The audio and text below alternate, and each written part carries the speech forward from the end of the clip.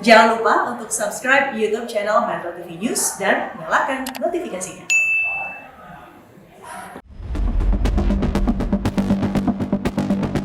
Lakukan shortcut, lakukan perbaikan dan jangan sampai ada yang namanya ego sektoral, ego daerah. Saya kira penting sekali ini segera diselesaikan sehingga aura dalam menangani krisis ini betul-betul ada betul.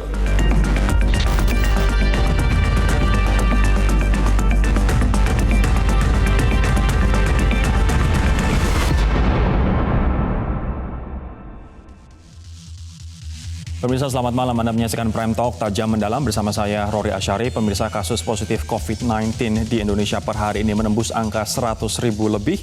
Dengan kedisiplinan masyarakat akan protokol kesehatan yang relatif rendah, langkah pemerintah yang dinilai oleh para epidemiolog masih jauh dari maksimal, ditambah jumlah tes PCR yang masih rendah, diprediksi kita belum akan mencapai puncak pandemi dalam waktu dekat. Kalau misalnya kita melihat grafik berikut ini adalah update terbaru terkait dengan jumlah kasus COVID-19 di Indonesia, bisa kita lihat bahwa jumlah kasus saat ini telah mencapai 100.000 lebih, yakni 100.303 per hari ini. Kemudian jumlah yang sembuh 58.173, sementara jumlah yang meninggal pun bertambah 57 dalam 24 jam terakhir, 57 nyawa hilang dalam 24 jam terakhir menjadi 4.838 orang yang meninggal dalam 24 jam terakhir. Jumlah ini pun masih diprediksi akan terus meningkat, begitu sejumlah epidemiolog memprediksi bahwa puncak pandemi COVID-19 di Indonesia masih jauh dikarenakan testing yang rendah, kemudian terkait dengan isolasi yang belum maksimal begitu dilakukan kepada suspek, dan juga banyak faktor yang lain. Dan utamanya adalah juga kedisiplinan masyarakat. Kalau misalnya kita melihat dari paparan Presiden Jokowi pada hari ini, pemirsa, bahwa ada 8 provinsi prioritas, di mana 8 provinsi ini merupakan atau menyumbang 74% dari seluruh kasus COVID-19 di Indonesia. Kita akan melihat 8 provinsi ini. Bukan lagi DKI Jakarta yang paling banyak memiliki kasus positif COVID-19, namun Jawa Timur. Bahkan jumlah meninggal di Jawa Timur ini 3 kali lipat jika dibandingkan dengan jumlah orang meninggal di DKI Jakarta. Sementara DKI Jakarta saat ini 19,4% untuk jumlah kasus kontribusinya bagi jumlah kasus nasional. Sementara Sumatera Utara 3,4, Jawa Tengah 8,5, Jawa Barat 6,1, Kalsel 5,7, dan juga Sulawesi Selatan pun cukup tinggi. Ada 9% kontribusinya bagi seluruh kasus COVID-19 di Indonesia, dan juga Papua 2,9. Sementara provinsi yang lain memiliki kontribusi 24,2%. Nah, target pemerintah pusat seperti yang disampaikan oleh Presiden Jokowi adalah menurunkan angka kematian yang serendah-rendahnya. Rasio kematian kita jika dibandingkan dengan kasus positif COVID-19, jika dibandingkan dengan negara-negara lain cukup tinggi. Presiden juga menginginkan tingkatkan angka kesembuhan setinggi-tingginya dan juga kendalikan laju pertumbuhan kasus positif baru secepat-cepatnya. Nah, apabila kita bandingkan dengan negara-negara lain, Indonesia per hari ini 100.303 kasus.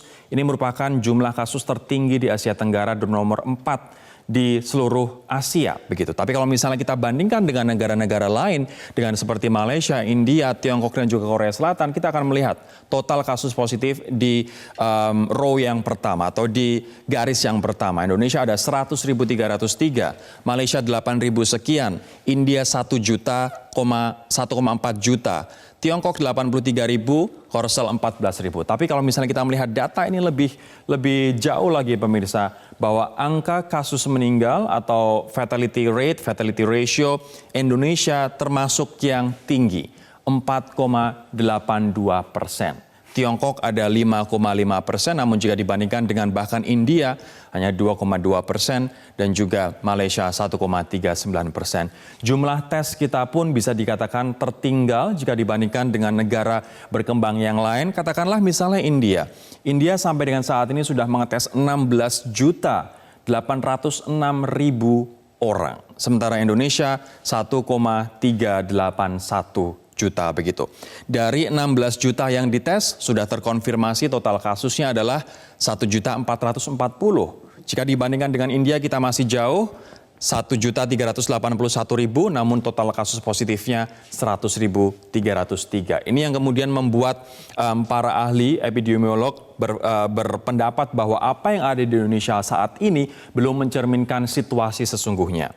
Lebih jauh lagi kita tertinggal jika dibandingkan dengan Tiongkok. Kita lihat Tiongkok sudah 90 juta lebih tes dilakukan. Dari 90 juta ada konfirmasi 83.891. Sekarang saya ingin melihat perbandingan antara Indonesia dengan Tiongkok. Tiongkok sudah mengetes 90 juta lebih, yang positif 83.000. Indonesia baru mengetes 1,3 juta, yang positif sudah 100.000. Coba kita bandingkan. Kemudian pertanyaan kalau misalnya kita berhasil mengetes 90 juta spesimen begitu, akan ada berapa jumlah total kasus positif kita? Ini adalah perbedaan yang sangat amat mencolok jika dibandingkan dengan Tiongkok yang sudah mengetes 90 juta spesimen di sini, namun yang positif hanya 83.000.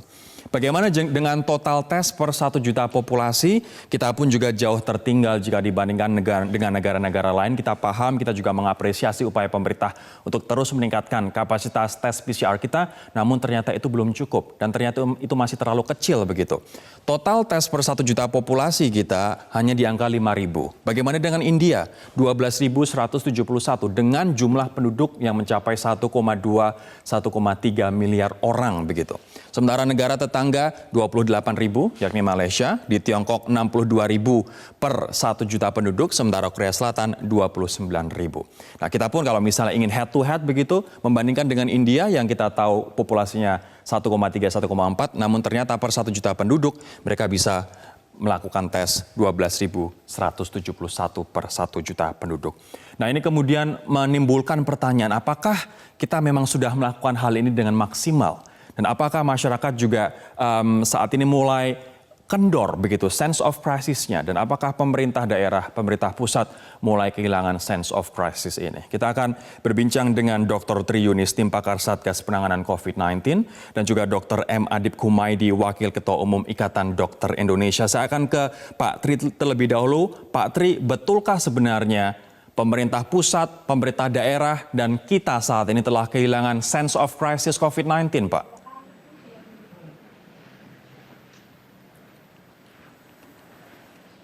Mohon maaf Pak Tri, nampaknya suaranya ada sedikit gangguan. Teman-teman, kita sambil mungkin perbaiki Zoom-nya dari Pak Tri. Pak Tri bisa mendengar suara saya, Pak Tri? Bisa. Baik, suara Anda juga sudah terdengar. Pak Tri, apakah kita kehilangan sense of crisis, khususnya pemerintah daerah dan pemerintah pusat? Jadi kasus kita udah 100.000. Kemudian kita urutan ke-25 di dunia dengan kasus terbanyak begitu. Jadi secara organisasi kita diturunkan dari gugus tugas menjadi satuan tugas. Itu secara organisasi dikecilkan. Jadi kita akan mengedepankan pemulihan ekonomi dibandingkan penanganan COVID-19, begitu, penanggulangan COVID-19. Nah, oleh karena itu saya Sebentar, Pak Tri, artinya dari gugus tugas diturunkan menjadi satgas. Sekarang prioritas pemerintah adalah pemulihan ekonomi, bukan untuk menghadapi COVID-19 ini menurut Anda? Karena nama komitenya adalah Komite Pemulihan Ekonomi. Dan itu di bawah Menko Perekonomian. Itu terlihat jelas bahwa kegiatan utamanya adalah pemulihan ekonomi. Bisakah Pak Tri, Anda salah satu tim ahli di sana, bisakah sebenarnya kita membangkitkan ekonomi tanpa kita mengadres terlebih dahulu masalah COVID-19 ini, memaksimalkan apa yang bisa kita lakukan untuk menyelesaikan masalah pandemi ini? Ya, jadi ada dua hal. Satu, kalau kita mau meningkatkan ekonomi, tidak mungkin kita bisa menangani atau menanggulangi COVID-19 di Indonesia dengan baik. Karena begitu kita melakukan PSBB atau pengetatan sosial atau pembatasan sosial, kita akan kegiatan ekonomi kita akan terbatas begitu. Karena kalau kita membuka kegiatan ekonomi, maka pembatasan sosialnya akan terbatas begitu. Jadi itu kenapa tidak bisa berbarengan begitu. Yang kedua, kita punya undang-undang wabah tahun 90 yang mengatakan bahwa begitu terjadi wabah, maka tanggung jawab penanggulangannya ada di pemerintah. baik itu pemerintah daerah maupun pemerintah pusat. Jadi kalau ini dibiarkan atau upaya penanggulangannya sampai turun, itu salah pemerintah, baik itu pemerintah daerah maupun pemerintah pusat. Baik, saya akan coba konfirmasi ke Dr. Adib, apakah setuju bahwa saat ini pemerintah lebih mengutamakan pemulihan ekonomi jika dibandingkan dengan memperkuat gugus tugas percepatan penanganan COVID-19 yang saat ini jadi Satgas Kesehatan begitu? Dan apakah pemerintah memang sudah kehilangan sense of crisis-nya, Dr. Adib? Ya, kalau saya melihat ini nomenklatur struktural, istilahnya itu bagi kami pun kami tidak ingin berbicara terkait dengan nomenklatur struktural pemerintahan, karena itu ada sebuah kebijakan. Tapi pada saat kita bicara itu struktur yang tadi disampaikan oleh Pak Tri, saya tidak melihat dalam posisi seperti itu. Kenapa? Kalau tadi yang disampaikan oleh Pak Tri, ini sesuatu hal yang akan sangat mengkhawatirkan kalau kemudian pemerintah lebih mengutamakan fokus pada ekonomi. Karena pada saat kita bicara pandemi COVID, maka intervensi prioritas, strategi prioritas yang harus dilakukan adalah strategi yang tetap mengedepankan permasalahan di kesehatan. Karena apa? Kalau kita tidak menyelesaikan akar permasalahannya, karena COVID itu adalah permasalahan kesehatan. Walaupun saat ini kita tahu ada dampak sosial dan ekonomi yang terjadi. Tapi kalau kemudian nanti kita hanya fokuskan pada permasalahan ekonomi, maka kita akan bisa kehilangan sumber daya manusia yang cukup besar. Pak Adib. Itu akan berdampak pada permasalahan ekonomi juga malahan akhirnya. Jadi Pak Adib, dari ID, mohon maaf Dr. Adib, dari ID apakah Anda melihat saat ini fokus pemerintah lebih berat ke ekonomi jika dibandingkan ke pandeminya?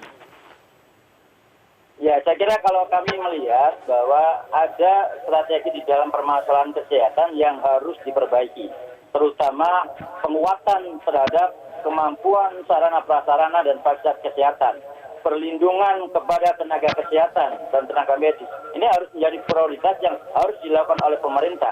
Dan ini yang kemudian, karena apa? Bagi kami, kehilangan satu sumber daya manusia tenaga kesehatan itu akan mengurangi kemampuan pelayanan kesehatan yang terjadi. Dan itu tentunya akan sangat berdampak besar terhadap permasalahan penanganan COVID untuk di bidang kesehatan. Baik, saya nanti akan ke Pak Tri setelah jeda. Pak Tri, langkah luar biasa apa yang perlu dilakukan? Ini kalau misalnya kita melihat jumlah kasus di Tiongkok yang sudah dites 90 juta, yang positif hanya 85 ribu. Kita baru mengetes 1,3 juta, tapi jumlah kasusnya sudah 100 ribu lebih. Langkah luar biasa apa yang perlu dilakukan menurut Anda? Kami akan kembali pemirsa sesaat lagi. Tetaplah bersama kami.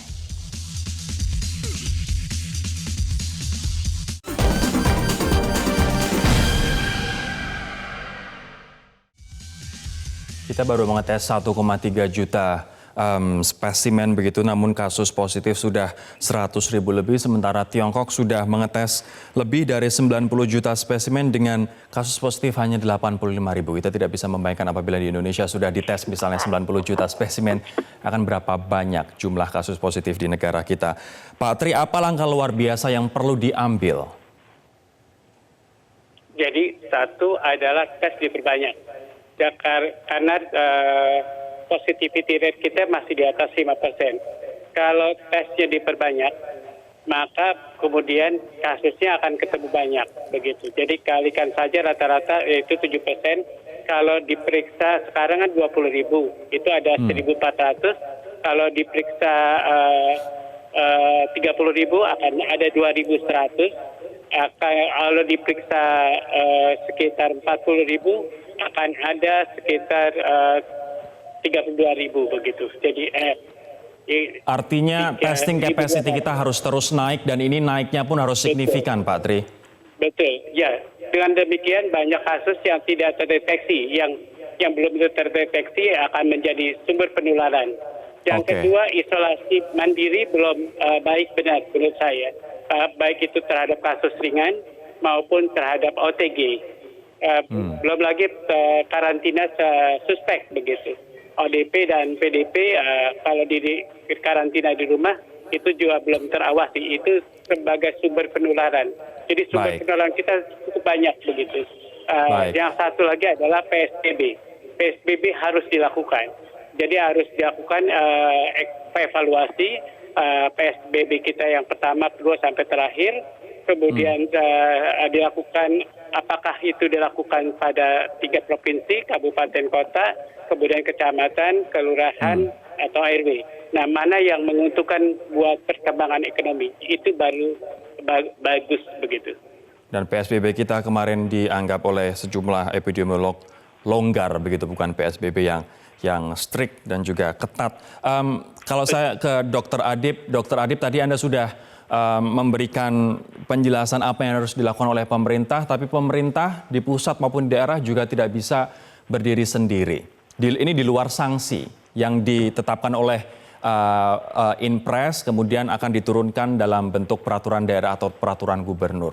Tapi kalau misalnya saya ingin fokus pada pemerintah, apakah Anda melihat saat ini pemerintah lebih termakan euforia dan menganggap bahwa pandemi COVID-19 ternyata tidak seberbahaya yang dipikirkan sebelumnya loh? Apa tanggapan Anda soal euforia ini, dokter? Ya, jadi kalau saya melihat ini bukan saya tidak melihat bahwa ini masalah euforia. Tapi semua negara saat ini memang dihadapkan dengan problema ekonomi. Sehingga pertumbuhan ekonominya turun drastis ya, yang bukan tidak mungkin akan berpotensi kepada permasalahan resesi ekonomi. Sehingga ini yang kemudian semua negara di seluruh dunia akhirnya melihat penyelesaiannya juga mengedepankan aspek ekonomi. Tapi sekali lagi, pada saat kita bicara sekarang ini adalah sebuah kepentingan yang juga harus diperhatikan oleh negara. Maka yang paling penting adalah penguatan terhadap kesehatan. Karena strategi, kalau kita bicara dari strategi yang seperti dikatakan Pak Tri tadi, sudah betul bahwa penguatan testing. Tapi yang paling penting juga adalah penguatan di aspek kesehatan, penguatan fasilitas kesehatan, penguatan terkait dengan sarana prasarana kesehatan, dan dukungan pemerintah terhadap kesehatan harus ditingkatkan. Apakah masih sebegitu kurang, Pak Adib, dukungan pemerintah pada penguatan fasilitas kesehatan dan tenaga medis? Kita bicara bukan kurang atau lebih, Mas Rory. Jadi kita bicara sekarang sustainability-nya. Sustainability ini menjadi penting. Kemudian kemampuan dari daerah berbeda. Jadi mapping terhadap permasalahan kekuatan kesehatan ini perlu dilakukan, dan ini akan berdampak pada sebuah strategi. Dan strateginya tentunya berbeda dan harus berbasis kewilayahan. Artinya strategi yang di DKI akan berbeda dengan strategi di daerah Indonesia Timur. Dan ini problematikanya adalah, permasalahannya adalah kemampuan fasilitas kesehatan di setiap daerah itu berbeda. Nah, inilah yang kemudian perlu ada penguatan-penguatan, karena pada saat kemudian infrastruktur sarana prasarana dan termasuk SDM kesehatan tidak diperkuat dan tidak dilindungi, maka yang akan terjadi adalah kepincangan di dalam mengatasi permasalahan kesehatan ini. Karena kesehatan di sini akhirnya bakal dengan kondisi saat ini, saya bisa katakan kesehatan sebagai benteng terakhir sebagai penguatan di dalam penanganan COVID ini. Saya akan terakhir ke Pak Tri terkait dengan sanksi bagi pelanggar protokol kesehatan di daerah. Seberapa tegas dan seberapa keras seharusnya sanksi ini diberlakukan bagi mereka yang tidak disiplin atau bahkan dablek, Pak? Ya, jadi perda ada untuk penggunaan masker. Di Jawa Barat ada, di Jakarta juga ada, dan di beberapa provinsi dikenakan perda penggunaan masker. Tapi pada kerumunan juga ada, pakai cuci tangan pakai sabun itu juga tidak ada. Jadi harusnya ini pemerintah tidak taruh hati begitu, cuma melakukan perda pada penggunaan masker. Harusnya kerumunan juga dihindari, begitu ada perdanya, kemudian cuci tangan pakai sabun juga harus wajib. Oleh karena ini bukan peraturan daerah yang diperlukan, keterlibatan masyarakat diperlukan supaya masyarakat semuanya pakai masker dengan kesadaran sendiri, tidak berkerumun dengan kesadaran sendiri, kemudian cuci tangan dengan kesadaran sendiri begitu. Jadi kalau itu sudah terlaksana, setahun kita bisa santai begitu, karena semua dilakukan dengan kesadaran sendiri. Kesadaran sendiri ini akan ada kalau informasinya diberikan oleh pemerintah. Selama ini pemerintah kurang memberikan informasi tentang bagaimana menanggulangi atau mencegah COVID. Dan tadi bahwa masyarakat sekarang sudah menganggap enteng COVID, sudah menganggap biasa saja kayak COVID begitu. Jadi ini bahaya untuk kelangsungan 1 tahun ke depan sampai vaksin itu ada di Indonesia. Artinya komunikasi dari pemerintah pun menurut Pak Tri perlu diintensifkan begitu agar masyarakat tidak hanya mematuhi protokol kesehatan karena takut oleh sanksi, tapi dikarenakan kesadaran pribadi. Terima kasih Pak Tri dan juga Dr. Adib atas waktunya di Prime Talk malam hari ini. Pemirsa, kami akan berlanjut usai jeda berikut ini terkait dengan penyerapan anggaran yang dinilai Presiden rendah untuk COVID-19 di Indonesia dari berbagai sektor. Kami akan kembali sesaat lagi.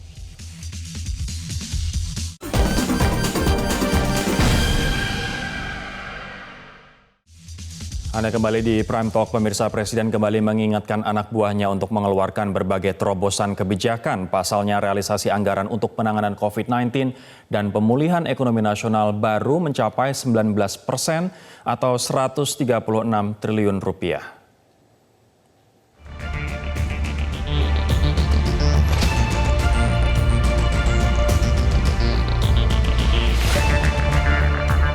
Pemerintah telah menganggarkan budget hingga 695 triliun rupiah dalam rancangan APBNP 2020 untuk memulihkan ekonomi nasional sebagai dampak dari pandemi COVID-19. Namun hingga saat ini, realisasi dari anggaran tersebut baru sebesar 19% atau 136 triliun rupiah. Hal tersebut terungkap dalam ratas yang digelar melalui video conference di Istana Merdeka, Jakarta hari Senin pagi. Presiden Joko Widodo juga meminta Komite Penanganan COVID-19 dan Pemulihan Ekonomi Nasional untuk segera mengeluarkan langkah-langkah terobosan agar mampu bekerja lebih cepat.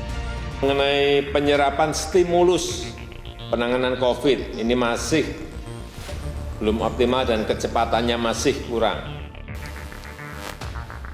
Inilah yang harus segera diatasi oleh komite dengan melakukan langkah-langkah terobosan, bekerja lebih cepat.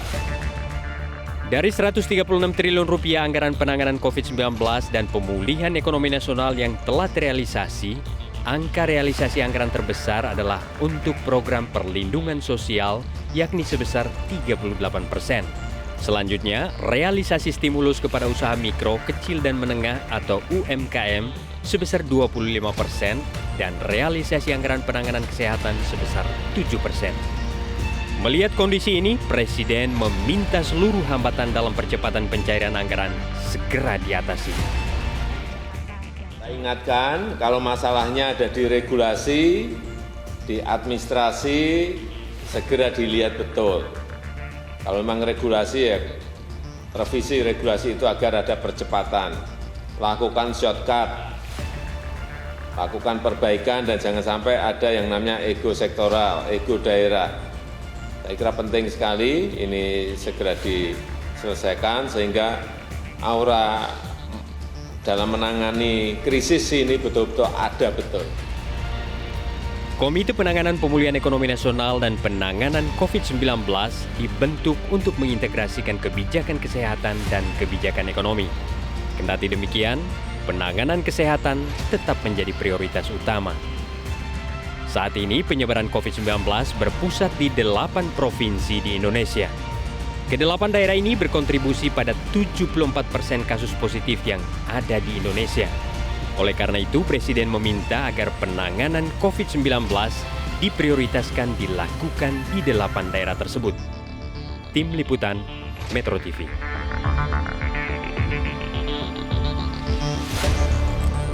Ketua Pelaksana Komite Penanganan COVID-19 dan Pemulihan Ekonomi Nasional yang juga Menteri BUMN Erick Thohir menyebut suksesnya pelaksanaan protokol kesehatan COVID-19 membutuhkan dukungan dan partisipasi dari seluruh masyarakat. Erick Thohir menyebut vaksin untuk COVID-19 kemungkinan baru ada pada Januari, Februari tahun depan, sehingga dalam jeda sekitar 6 bulan ini semua harus benar-benar memperhatikan protokol kesehatan. Kami pemerintah pusat dan seluruh pemerintah daerah tiada henti-hentinya terus memastikan protokol COVID-19 ini terlaksana. Tetapi Bila masyarakatnya tidak mendukung, tentu tidak akan berhasil.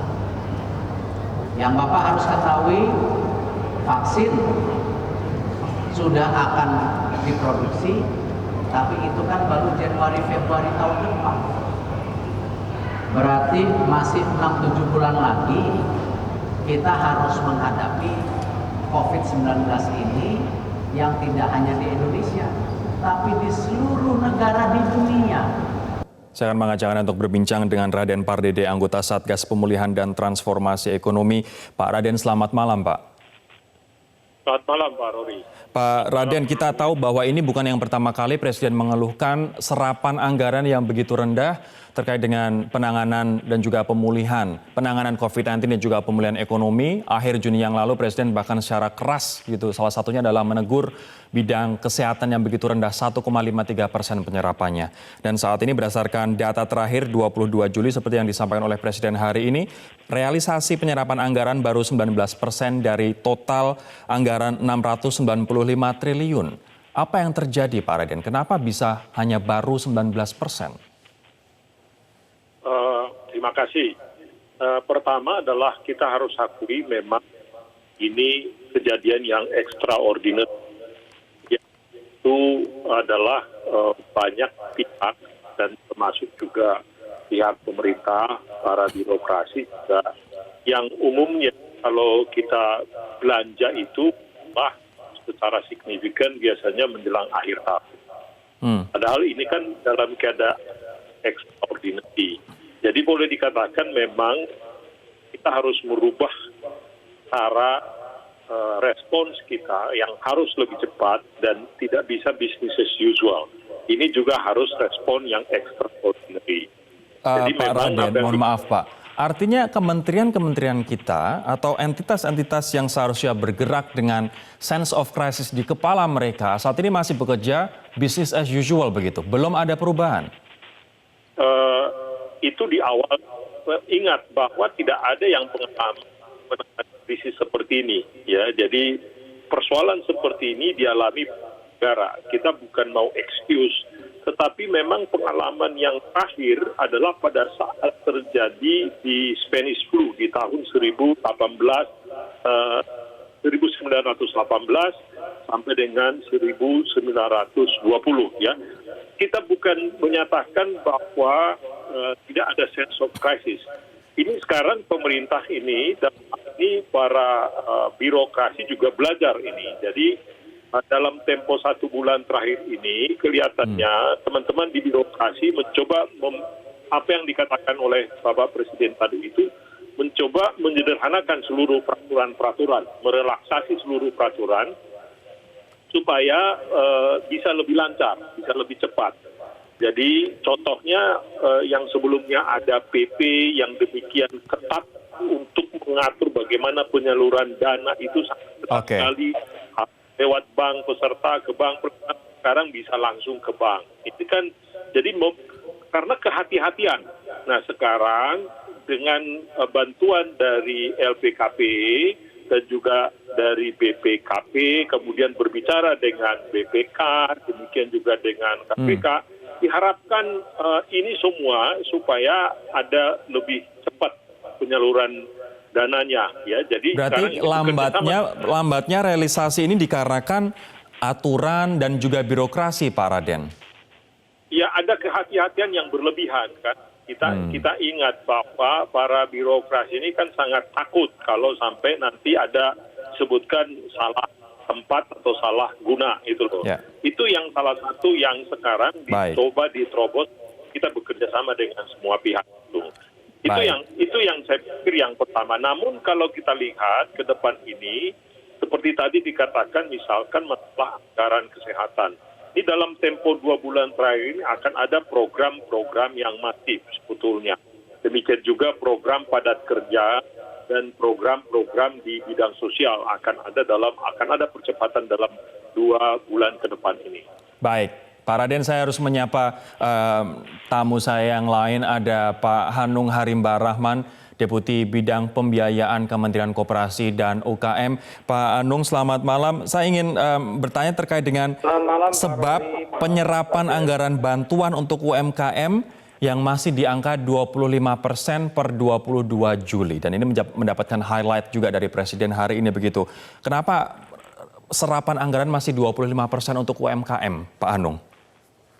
Iya, baik. Terima kasih. Tadi sudah disampaikan oleh Pak Raden bahwa memang ada kehati-hatian yang berlebih-lebihan dari kita semua gitu. Karena memang hal ini juga hal yang baru umumnya ya. Tetapi sudah ada banyak langkah yang kita lakukan untuk mempercepat proses tersebut. Hal lain yang mengapa terlambat juga memang kan anggarannya ini juga baru disetujui pada bulan-bulan lalu begitu Pak. Ini yang menyebabkan anggaran yang terlambat, kemudian disbursement-nya atau penyebarannya pun juga terlambat begitu Pak? Iya, itu tadi betul Pak. Ya. Tapi yang Pak penting Anung, kita sudah melakukan. Lantas Betul, kemudian Pak. terobosan apa yang akan dilakukan di saat tadi Pak Raden mengatakan bahwa sekarang KPK, BPK akan mendampingi dan juga membantu untuk pengawasan agar tidak keluar dari jalur. Terobosan apa yang akan dilakukan utamanya di bidang UMKM yang saat ini tidak seperti krisis 97-98 menjadi sokok guru, tapi saat ini UMKM justru malah yang paling terdampak. Apa yang akan dilakukan terobosannya Pak? Jadi ada perbaikan relaksasi dalam peraturan-peraturan teknis, Pak. Kemarin kita sudah bahas, di antaranya seperti di KUR itu sudah dilakukan beberapa perbaikan, peraturan-peraturan teknis, gitu ya, sudah disepakati untuk segera direlaksasi. Jadi harapan kita sih segera mungkin itu bisa terrealisir. Yang kedua, ini peraturan teknisnya seperti apa, Pak Hanung? Ya, misalnya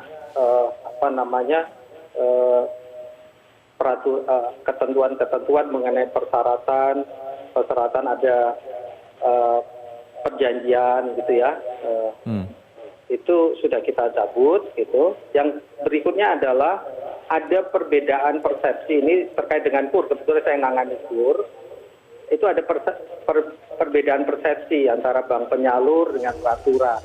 Nah, itu sudah kita luruskan persepsi tersebut bahwa semua debitur itu berhak untuk mendapatkan subsidi bunga. Sebelumnya banyak pihak perbankan yang tidak memahami hal tersebut sehingga mereka tidak mengajukan, Pak. Nah, ini yang kita samakan persepsinya.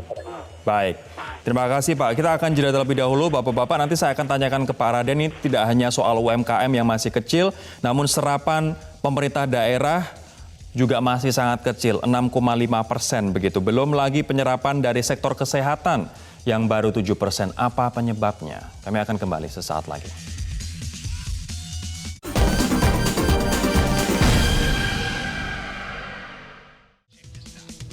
Serapan anggaran untuk penanganan COVID-19 di daerah pun masih rendah.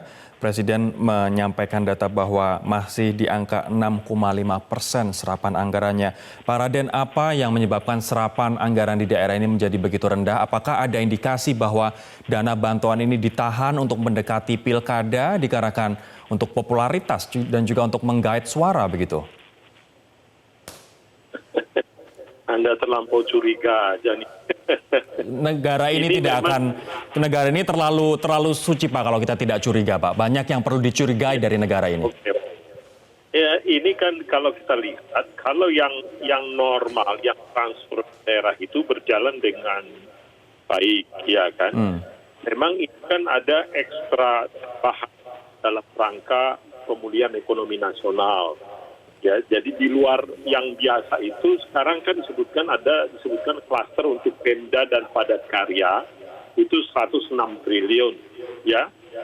Dan memang itu yang disebutkan di situ ada cadangan perluasan.